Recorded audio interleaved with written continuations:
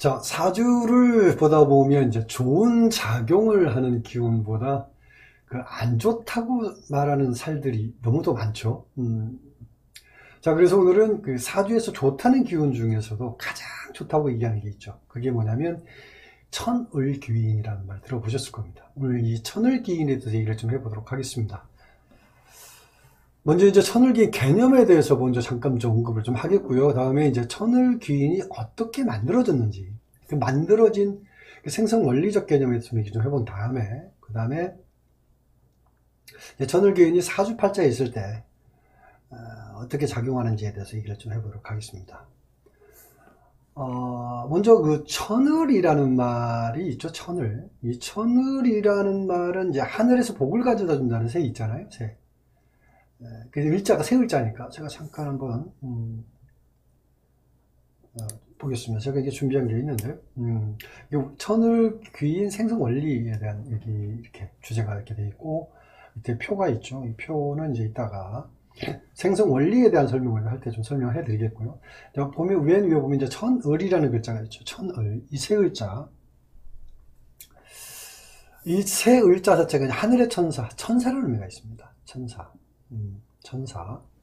이것과 유사하다고. 우리가 이제 일반적으로 좋은 일 하는 사람은 천사의 복을 받는다 이런 얘기 하잖아요. 이제 그렇게 생각하시면 될 것 같고요.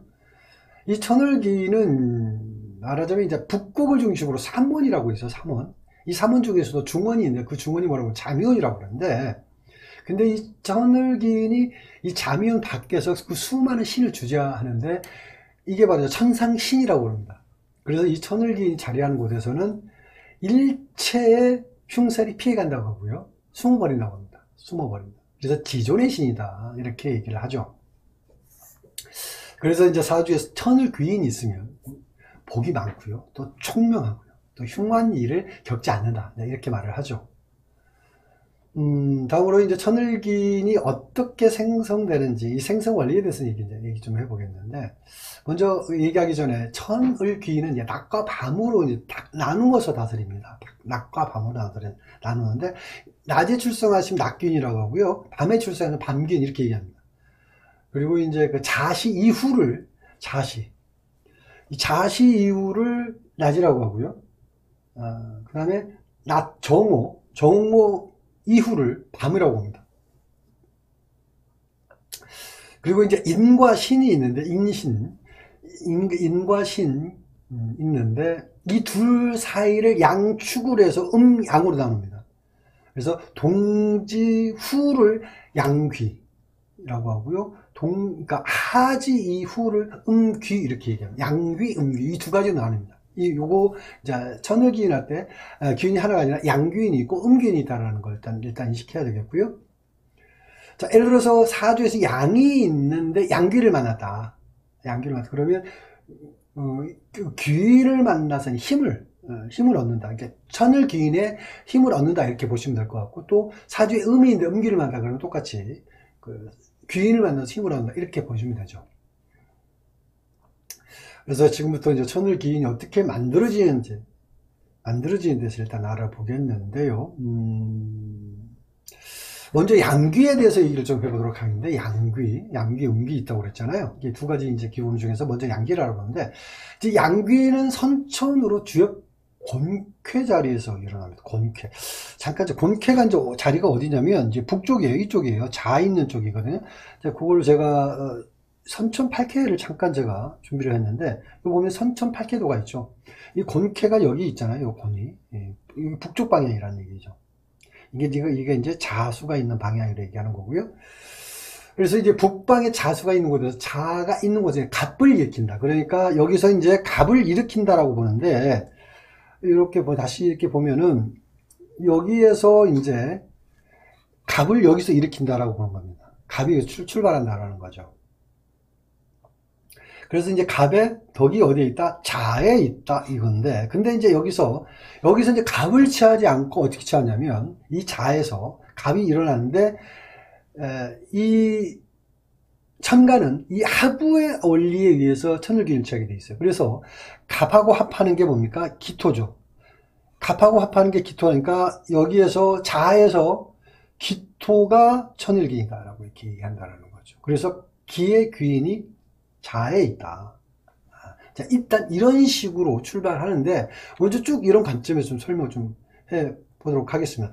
그러면 자, 다음으로 을이죠. 자, 순행한다. 자, 양귀는 순행한다라고 그래서 그 다음에 자 다음에 뭐가 있어요? 축이 있죠. 여기 축이 보이죠? 축. 조금만 이제 글자가 작아서 안 보일 텐데 이래서 축이 있는데 그러면 여기에 을이 있죠. 을이 그 다음에 여기 배속이 되겠죠. 축에 배속이 되는데 그러면 을은 을하고 합하는 게 뭐죠?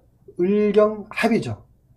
경금이 합이죠. 여기 그러면 경의 귀인이 축에 있다 이렇게 보는 거죠. 그죠? 경의 귀인이 축에 있다 이렇게 넘어가고 그 다음에 축 다음에 뭐로 넘어갑니까? 인으로 넘어가죠. 여기 인이 여기 있죠. 인. 자, 인. 그러면 갑, 을 다음에 여기가 이제 병이 되겠죠. 병. 그죠? 순서대로 이제 이렇게 넘어가는 거니까 순행하는 거니까 그 다음에 이 병과 합하는 게 뭡니까? 병과 신이 합하죠. 그러면 합하는 신이 인하고 인의 천을기인이 신이다 이렇게 본다라는 거고요. 그 다음에 또 넘어가면 이게 순서 이렇게 넘어가는데 넘어가면 정이 이제 정이 되죠. 묘가 여기 있죠. 묘. 그 다음에 인 다음에 묘니까 그 다음에 정화가 뭐가 합하나요? 임하고 합하죠. 그래서 임하고 합하니까 임이 묘를 만나면 천을기인이다라고 얘기를 하는 거고요. 그 다음에 있는데 그 다음에 또 중요하죠. 이 진이죠. 이 진. 자, 이 자리는 어떤 자리냐?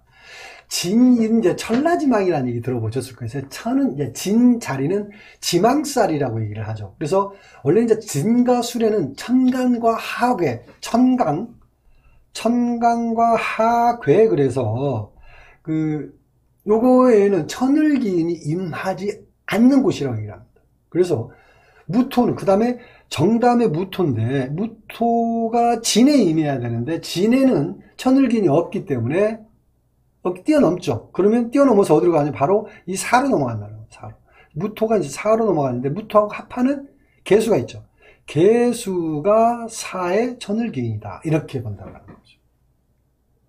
다음에 이제 오죠. 다음에 오로 넘어가면 자 무토 다음에 기토죠. 자 기토인데 이 무토 다음에 기토가 되는데 오에서는 이제 그러니까 자방하고 오방이 충하기 때문에 충하는 방향에는 귀인이 임하지 않죠. 그래서 천공방이라고 하는데 그래서 기토는 오가 아니라 어디로? 미로 넘어갑니다. 기토가 오가 아니라 미로 이렇게 여기가 미가 있죠. 이렇게 미로 이렇게 넘어갑니다. 그죠? 근데 기토가 합하는 갑. 그렇죠? 이 합하는 걸로 취하니까 갑이 미의 천을기이다. 이렇게 본다라는 거죠. 다음은 이제 뭡니까? 경금이죠. 경금. 자, 경금은 그 다음에 어디가 있어요? 경금은 미담 이제 신이 여기 있죠. 신. 자, 경금이 을하고 합하죠. 이 합하는 게 천을기인 사무니까 을목이 신에서 천을기인이 된다. 이렇게 얘기를 합니다. 자, 다음은 이제 신인데 신은 그 다음에 유잖아요. 유가 되죠. 신은 이제 신은 유가 되고 신하고 합하는 게 병화죠. 그래서 병화의 천을기인이 유가 된다. 신이 되는 게 아니고 유가 된다. 이렇게 보시면 되고요. 그 다음에 뭐가 있나요? 그 다음에 술이 있죠. 아까 이제 술에 대한 얘기. 진하고 술에는 천강하괴 그래가지고 천을기인이 임하지 않는다 그랬잖아요. 그래서 기인이 임하지 않으니까 술을 뛰어넘죠. 해로 넘어갑니다. 해. 여기 해. 자, 해로 넘어가서 해에서는 신담의 임이죠. 신담 임이죠. 임이 이제 정하고 합하니까 정임 합해서 정화가 해수의 천일기이다. 이렇게 봅니다. 자, 한 바퀴 돌았죠. 한 바퀴 돌았죠. 그 다음에 이제 개수가 있죠. 개수가 이제 한 바퀴죠. 개수는 해 다음에 자죠. 이 자에서 귀인을 일으키는 자리인데, 귀인은 한 곳에서 두 번 임하지 않기 때문에 개수는 자를 뛰어넘는다. 아까 여기 갑이 여기서 임한다 그랬잖아요. 자수. 그래서 두 번 임하지, 이제 한 바퀴 도는 상태이기 때문에 임하지 않기 때문에, 그 다음에 개수는 자를 뛰어넘어서 축에서, 개수가 천을기를 삼는 자리인데 무토하고 합하죠. 그러니까 임하는 자리가 축토인데 개수하고는 합하는 게 무토니까 무토가 축에 천을기운을 삼다. 이렇게 보시면 됩니다. 이게 이제 양귀가 완성됐다. 이렇게 양귀가 완성된다. 일단 보시면 되고요. 다음은 이제 음기가 만들어진 원리에 대해서 얘기를 해보겠는데, 음기 지우고 좀 해볼게요. 음기가 이제 만들어지는 과정. 자, 음기는 음기도 이제 양기하고 크게 다를 바는 없어요. 자, 음기는 후천 곤쾌 자리에서, 곤쾌 자리 신에서 갑을 일으킵니다. 그러니까 여기가 이제 신역이 있는데 보면은 여기 신역이 있는, 여기에서 갑을 일으킨다고 보면 돼요. 아까 양귀는 자에서 갑을 일으켰죠. 근데 음귀는 신에서 갑을 일으킨다. 이렇게 보시면 돼요. 갑이 이제 신의 자리인데, 천을기는 항상 어떻게 해요? 합으로, 천간 합으로서 일으키니까 기토가 신의 천을기인이다. 이렇게 본다. 마찬가지. 이것도 이제, 근데 음귀는 이제, 아까는 양귀는 순행을 했고요. 음귀는 이제 역행을 합니다. 역행. 이렇게. 신에서부터 역행한다고 보시면 돼요. 그 역행하니까, 그 다음에 다음에 이제 을이죠. 을은 어디로, 신에서 이제 거꾸로 가면 을이 미겠죠. 미토에서 뭐가 임한다? 을목이 임한다. 을목이 임하는데 경금이 합하니까 경금이 미가 천을기이 된다. 이렇게 본다라는 거고요. 마찬가지예요. 이제 보면 을 다음에 병화죠. 병화 다음 병화는 이제 병화가 5에 임하는데 병신합이죠. 그러니까 신금이 5에 천을기이 되고, 이런 순서로 그 다음에 그 다음에 넘어가는 게 사죠. 사가 결국은 또 뭐예요? 사가 정이죠. 그래서 정하고 합하는 게 임수죠. 그 임수가 사에 천을기 임한다. 이제 이런 순서로 천을기인을 이런 쭉 이렇게 음기도 이제 이런 식으로 만들어진다고 일단 보면 됩니다. 뭐 끝까지 하자면 계속 끝도 없이 이제 시간이 걸리니까 일단 천을기인이 만들어지는 생성 원리적 개념에 대해서 얘기를 좀 해봤는데, 그래서 만들어진 천을기인이 된 결과물에 대해서 잠깐 얘기를 좀 해보겠습니다. 여러분들은 이 결과물에 대해서는 좀 익히 잘 아시는 분들 계실 겁니다. 이 결과물을 잠깐 제가 정리를 해놨는데요. 이렇게 보면은 이렇게 보시면 돼요. 자, 여기에서 왜 제가 이제 표를 해서 보여드리냐면, 내용을 좀 볼 필요가 있는 게 뭐냐면, 자, 천을기, 양기인, 음기인 이렇게 되어 있죠. 근데 보면은 자, 주로 이제 여러분들이 알고 있는 방향성 얘기해요. 갑하고 무토하고 경금이 어떻게 되어 있나요? 원래 갑무경 축미 이렇게 외우시는 걸 알 거예요. 보면은 축하고, 그죠? 축하고 미인데 양귀 음기를 나눌 필요가 있어요. 여러분들이 양귀 음기를 잘 나누지 않고 무조건적으로 그냥 적용을 해서 천을기 있다 없다 치는데, 아까 말씀드렸듯이 양귀 음기였든지 하지 이후, 동지 이후에 따라 양귀 음기가 나눠지는 부분을 나누어서 양귀 음기를 쳐야 되는데, 갑목은 미토가 양귀인데 무토하고 경금은 축토가 양귀에 속하죠. 이런 부분들 주의할 필요가 있고요. 그 다음에 두 번째 뭐가 있습니까? 을목하고 기토가 자화신인데, 여기도 양귀 음기가 다르죠. 양귀는, 을목의 양귀는 신금이고요. 그쵸? 음기가 자수인데, 기토 입장에서는 어떻게 됩니까? 양귀는 자수고, 신금이 음기에 속하죠. 이 부분도 염두할 필요가 있고요. 그 다음에 병화, 정화. 이 병화하고 정화가 해유인데 이렇게 바뀌어 있죠. 양귀가, 정화는 유금이고요. 그쵸?